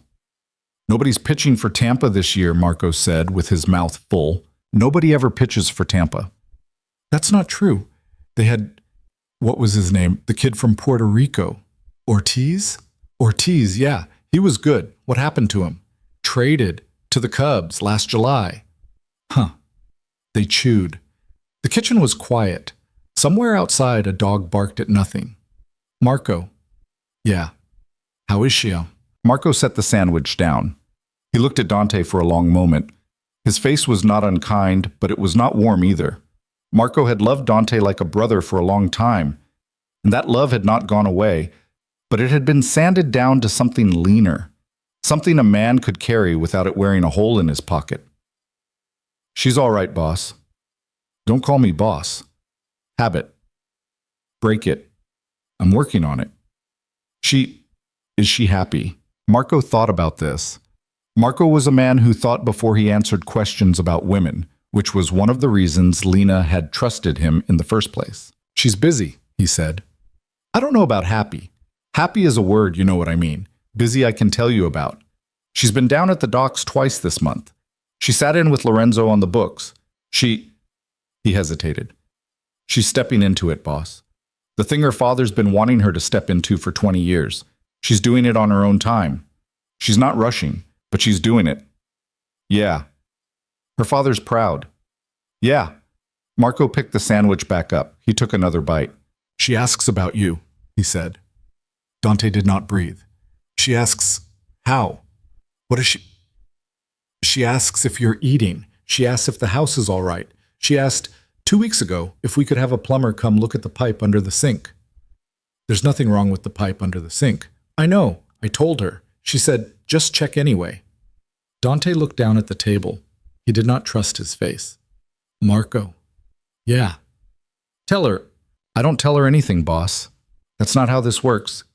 You know how this works? I know. If you've got something to say to her, you write it down. You give it to me on a Tuesday. I hand it to her. She decides if she reads it. That's the arrangement. That's always been the arrangement. I know. You want to write her something. He had wanted to. Every day for 6 weeks. He had started a dozen letters. He had burned all of them. He did not know how to write a letter to Lena Moretti that was not also an ask, and he had been given exactly one instruction about asks, which was don't. No, he said. Not yet. All right, boss. Don't call me boss. Right, sorry. Marco finished the sandwich. He stood up. He put the plate in the sink and rinsed it himself because that was Marco, and he never left a dish dirty in another man's house. See you next Tuesday. Marco. Yeah. Thank you. Yeah. Marco left. Dante sat at the table for a long time after the door closed. Then he got up and he walked out onto the back porch and he looked at the lemon tree. And he thought about his wife asking a grown man to check a pipe under a sink that didn't need checking. And he understood for maybe the first time in his life what love looked like when it was not asking anything of you. Up on the hill, Lena was not, as Marco had said, happy. But she was not unhappy either. She was, for the first time in her adult life, herself, without the management, without the dresses chosen for her, without the accent she'd softened to fit through Dante's doorways. She had told her father, the morning after the meeting, that she wanted to learn the business. Not all of it. Not the parts her father had kept from her as a child because he had believed, in his own hard way, that a daughter should have some clean corners in her life. But the part she was ready for. The shipping. The money. The men. Vittorio had looked at her across the breakfast table for a long time. Then he had said, "What took you so long, mi vita?" And that had been that. She learned quickly. She had always learned quickly. She had been the only girl in an honors seminar in college, and she had come out of it with the highest mark anyone had gotten in 5 years. And her professor had written her a letter of recommendation she had not used because by then she had already met a man at a restaurant called Mariana's and decided, wrongly, that she did not want the life her mind had been preparing her for. Now she wanted it. She sat in on meetings with men 3 times her age who looked at her for the first 30 seconds like a guest and the next 30 like a colleague. Her father sat at the head of every table. She sat at his right hand. Nobody ever forgot whose daughter she was again. She moved through the spring like this. Mornings at the house, afternoons at an office downtown her father had kept empty for her for 6 years without ever once mentioning it. Evenings at home, with Teresa, who had stayed, because Teresa had said she would, and Teresa kept her word. They ate dinner together most nights now in the small kitchen, not the long dining room, because the long dining room had too many candles in its memory. "You think about him," Teresa said one night in May, over pasta. "Who?" "You know who." Lena wound a strand of spaghetti around her fork. She did not pretend not to know. "Sometimes. Every day, you mean?" "Teresa? I'm not judging, baby. I'm just saying, it's all right to think about him. Doesn't mean you're taking him back." "I know. He's a fool." "Teresa." "He is. I said what I said. A man had all that and didn't know it. That's a fool." Lena smiled, a small smile, the first one she'd had in a while. "He's learning, I think." "Marco says he's learning?" "Marco says a lot of things." "Don't be mean to Marco." "I ain't mean to Marco. I love Marco. Marco comes in this kitchen. I feed him. But Marco has a soft spot for that man, and a woman should know when a man's got a soft spot. I know. Teresa reached across the table and put her hand on Lena's wrist. You take your time, baby. You hear me. Whatever you decide, take your time. That man had 6 years to figure you out and didn't. He can wait a few more. He is waiting. Let him. They ate in silence for a while. Teresa. Yeah. My mother would have liked you. Teresa looked up from her plate. Her eyes got bright. She did not do a big thing with it. She was not a woman who did big things with her feelings. She just nodded, once, and went back to her food. I would have liked her too, probably, she said. She raised a good one. The first letter came in June. Marco brought it on a Tuesday. He set it on the table in Lena's study with a small, careful motion, the way a man sets down a thing that might be heavier than it looks. You don't have to read it. I know, Marco. He said he doesn't expect you to. I know. Marco hesitated. He said if you don't read it, will I please tell him, so he knows to stop sending them. Lena looked at the letter. It was in a plain white envelope. Her name was written on the front in a handwriting she had not seen in a long time. Dante's handwriting had always been bad. It was worse now. The pen had pressed too hard in places. All right, Marco. All right, what? All right, you can go. Marco left. Lena sat at her desk and looked at the letter for maybe an hour. Then she picked it up. She opened it. There was one sheet of paper inside. Lena, I don't know how to do this. I've tried to write this letter every day for 9 weeks. I have burned about 40 of them. This one I am going to send because I have decided that if I keep burning them, I am going to die in this house without ever having said a single true thing to you, and I cannot do that. I owe you better than that. I'm not asking you for anything. I want to say that first. I am not asking to come home. I am not asking to be forgiven.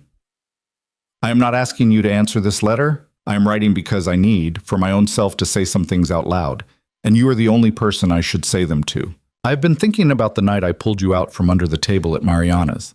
I have been thinking about it every day. I have been thinking about the man who did that. I have been trying to understand where he went.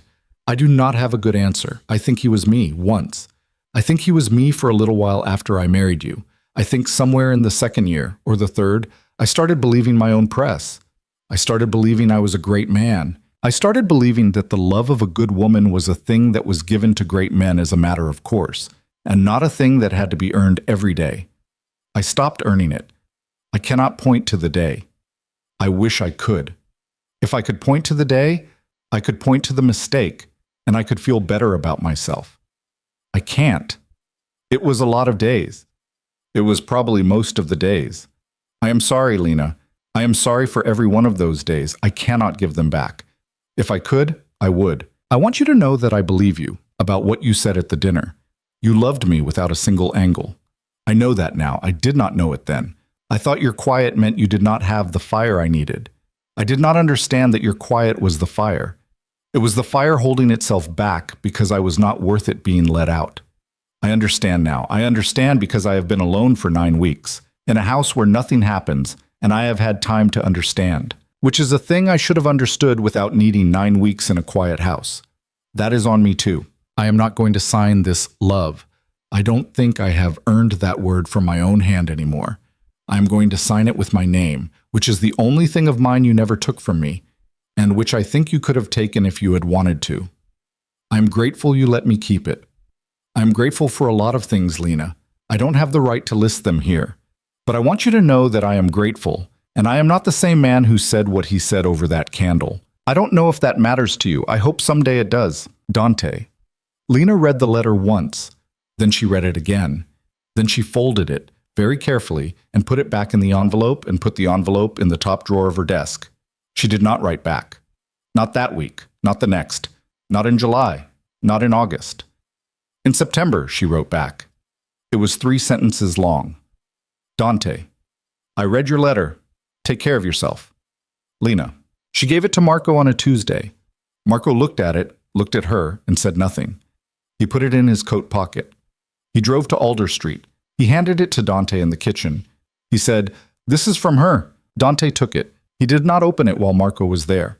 After Marco left, he sat down at the kitchen table and he opened it. and he read 3 sentences, and then he put his head down on the table and cried for 20 minutes, because 3 sentences from Lena Moretti were more than he had dared to hope for, and because the last of the 3 was take care of yourself, and a woman who did not care at all did not tell a man to take care of himself. She did not write again that year. The winter was long. There was a storm in February that knocked the power out on Alder Street for 3 days, and Dante, who had never in his life fixed anything with his hands, lit candles and boiled water on a camp stove Marco had left him, and he survived it. In March, he took a job. It was a small job. He had not been told not to take a job, and he had not been told he could take one, and he had decided, after a long period of thinking, that a man who could not sit still for a year in a house without going mad was going to have to do something with his hands. He went to the little bakery 3 blocks away, a Greek place run by a widow named Althea Pappas, who was 70 and had arthritis in her shoulders and could no longer lift the 50-pound flour sacks from the delivery truck on Wednesdays and Fridays. He told her he would lift the sacks. She told him he was too well dressed to lift sacks. He told her he would buy different clothes. She asked him his name. He told her. She said she did not recognize it, which was the first time in 20 years a stranger had told him that, and he almost laughed. He lifted sacks for Althea Pappas every Wednesday and Friday for 8 months. She paid him in bread. He did not need the bread. He ate it anyway. Every Friday, on the way home, he brought a loaf to his porch and ate it with honey, and the lemon tree in the yard grew 3 lemons that summer, and he ate those too, 1 a month, slowly, and they were sour. Lena heard about the bakery in July.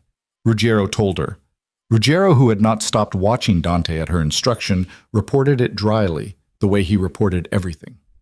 He lifts flour, Miss Moretti, 50-pound sacks, for an old woman named Pappas. She pays him in bread.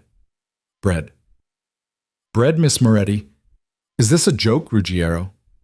It is not a joke. I do not joke, Miss Moretti. He has been doing this for 4 months. She was quiet for a long time. Does he seem well? He seems quiet. Happy? Miss Moretti, I am not the man to ask about happy. All right. He does not drink. He goes to bed at 9. He reads. He is, I would say, a man who has accepted his life. He is not fighting it. He is not trying to come back. He is not contacting anyone he should not contact. He is, Ruggiero paused. He is doing the work, Miss Moretti, if you will permit the expression. I'll permit it. Then that is what he is doing. She did not say anything else. She hung up. She sat in her study for a long time. Then she got up, and she went downstairs, and she told Teresa she was going to take a walk.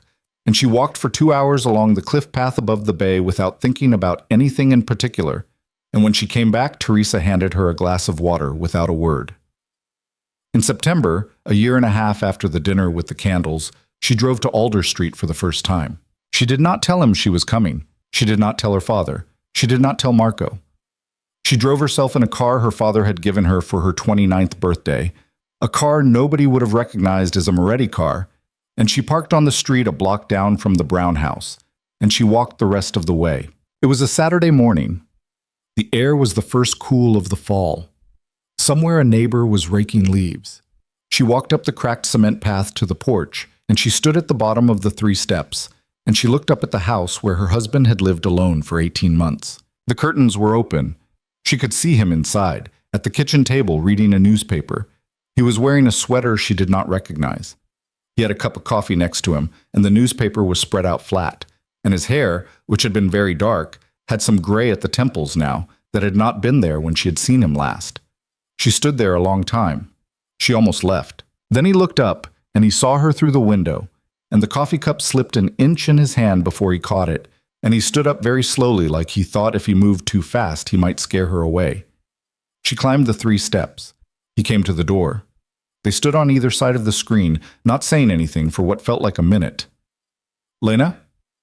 Dante? Are you... Is something... Nothing's wrong. I wanted to see the house. Oh. Can I come in? Yes. Yes, of course. Come in. He opened the door. She stepped inside. The house was small and plain and clean. She could smell bread faintly, which surprised her. She could see through the kitchen doorway a loaf of something homemade on the counter. Did you make that? No, an old lady I know gave it to me. She pays me in bread. Pays you. I lift sacks for her on Wednesdays and Fridays. Oh. Do you want... I have coffee. Or tea. I have tea. I don't have much, but... Coffee, please. She sat at his kitchen table. He poured her coffee from a pot that had clearly been made an hour ago. She did not mind. She drank it. It was not good. She had some more. He sat down across from her slowly, like a man approaching a deer. I don't know what to say, he said. Don't say anything. Just sit. All right. They sat. After a while, she said, The lemon tree is nice. You can see it from here? No, I saw it walking up. Oh, yes. It gave 3 lemons last year. I don't know what I'm doing with it. I don't know anything about lemon trees. They don't like to be overwatered. I've been overwatering it, probably. Probably. I'll stop. All right. They sat. The clock on the wall ticked. She watched him. He watched her watching him. Neither of them smiled, but neither of them looked away either. Dante. Yeah, I'm not here for anything. I want to say that first. I know, Lena. I just wanted to see. See what? You. He looked down at his cup. What did you see? I don't know yet. I'll tell you when I know. All right. She finished her coffee. She set the cup down. She did not get up. She did not want to, yet. Dante. Yeah. I read every letter. He looked up. His eyes were wet. He did not let it go further than that. He had, she noticed, learned how to hold himself. That was new. The Dante she had married had never held himself in the presence of a strong feeling. He had either denied it or indulged it. This version was doing a third thing, which was letting it come and letting it pass without reaching for it. Everyone, Dante. I don't write back because I don't have anything to say yet. That's all. It's not punishment. I want you to know that. It's just that I'm still figuring out who I am without you, and I can't be figuring that out while I am also writing to you. Do you understand? Yes. I thought you might. Lena, don't ask me anything. Please. Not today. I wasn't going to. All right. She stood up. I should go. All right. He stood up too. He walked her to the door. At the door she stopped. She looked at him. He was taller than she remembered. Or maybe she had been carrying something heavy these last 18 months, and now that she had set it down for an hour, she was standing straighter. Dante. Yeah. Keep writing them. All right. I won't always answer. I know. But keep writing them. I will. She stepped out onto the porch. He stayed in the doorway. Lena. Yes. Thank you for coming. You're welcome. She walked down the 3 steps. She walked down the cracked cement path. She walked down the block to her car. She did not look back until she was inside the car, and when she did look back, he was still in the doorway, watching her, and he raised his hand once and she raised hers once, and then she started the car and drove away. She did not go back to Alder Street for 7 months, but she wrote to him. She wrote him a letter in October, longer than 3 sentences. She wrote him another in December. She wrote him one in February that she did not send because she read it the next morning and decided it was more than she wanted to give yet, and she put it in her drawer next to the first one from him, and later that year she gave it to him in person. In April of the following year, 2 years and 2 months after the dinner with the candles, she invited him to tea at the house on the hill. Not dinner, tea, at 3 in the afternoon, in the sitting room where he had once found her with a book in her lap, pretending to read. He came in a suit he had bought himself, not the charcoal one, a new one, and he was thinner than he had been, and he had a haircut he had gotten himself at a barber shop on his street, and he sat across from her in the chair he had always sat in, and she poured him tea, and they talked for 2 hours about nothing. The weather, a book she was reading, a dog Althea Pappas had adopted, the lemon tree, which had given 9 lemons this year, a problem Marco was having with his mother's hip, the election. At 5, she stood up. I have a dinner at 7. Of course. Dante. Yeah. Come next Sunday. For lunch. With Teresa. She'd like to see you. He looked at her. He did not say anything for a moment. Then he said, "All right, Lena. All right." That was how it started. Not with a promise, not with a declaration, with a Sunday lunch, and then another Sunday lunch, and then a Tuesday dinner, and then a Saturday in August when he came up early and helped her and Teresa move a piece of furniture in the front hall that had been crooked for 3 years. He did not move back in. Not that year. Not the next. He moved back in the end, in the spring of the 4th year, and even then it was slow. A drawer, then a shelf, then a side of the bed. He asked permission for each thing. She gave it for some of them, and not for others. She kept her own study locked, with her own papers and her own phone and her own life. And he did not ask about any of it, not once. He never ran anything in the city again. He had not asked to. Her father's arrangement had been clear, and he had accepted it. And as the years went by, she came to understand that acceptance had not been a defeat for him. It had been a relief. He had been tired of being feared. He had been tired for a long time before the dinner with the candles, probably. He just had not known it was tiredness. He had thought it was the thing he wanted. Getting it taken away from him had been, in some strange way, the first kindness her father had ever done him. Marco came to Sunday lunch the first Sunday in autumn of the 4th year, and Teresa made ossobuco, and the 4 of them sat at the table in the kitchen. Not the long dining room, and Marco told a story about his mother throwing a walker at a priest that made Teresa laugh until she wheezed, and Lena caught Dante's eye across the table, and he smiled at her, and she smiled back, small, and the thing she felt in her chest was not the thing she had felt in the alley when she was 22. It was not the thing she had felt on her wedding night. It was not the thing she had felt at the dinner with the candles, or in the bathtub the day she realized, or on the night she made the call. It was something quieter, something that had been earned, something that she thought her mother would have recognized. Later, after Marco had gone, and Teresa had gone to bed, she and Dante sat on the back porch of the house on the hill with a blanket between them and the bay dark under the cliff. And he said very quietly, "Lena." "Yeah. I don't know if I ever said this right." "Said what?" "Thank you for letting me live." She looked at him for a long time. The moon was coming up over the water. He was older now, 50 in the spring, and his hair was mostly gray. He was still handsome. He would always be handsome. But he was, at last, the man from the alley again. And more than that, he was the man who had been made by losing everything the man in the alley would not have been wise enough on his own to put down. "Dante." "Yeah. I didn't do it for you." "I know. I did it for me. I did it because I did not want to be a woman who had killed her husband. I did it because I wanted to look at my own face in the mirror. I want you to understand that. It was not mercy exactly. It wasn't about you at all, at the end." "I know, Lena. But I'm glad you're here." He reached across the blanket. He took her hand. He did not lift it. He did not kiss it. He just held it, loosely, the way you hold a thing that has been given to you and that you understand can be taken back. "Me too," he said. They watched the water. A boat went by somewhere, running lights on. Somewhere inside the house, a clock her mother would have hated was ticking. There is in a story like this a temptation to tell you what the lesson is, to hand you a shape and tell you to carry it home. The truth is smaller than any lesson. The truth is that power is a thing people mistake for love, every day, in every city, in every life, and by the time they know the difference, most of them have already made the mistake they will spend the rest of their years trying to unmake. Some of them get the chance. Most of them don't. Dante Russo got the chance because a woman he did not deserve decided, on a bad night, that mercy was worth more to her than revenge, and because her father was a man who, whatever else he was, knew how to honor his daughter's word. Lena Moretti did not set out to rule anything.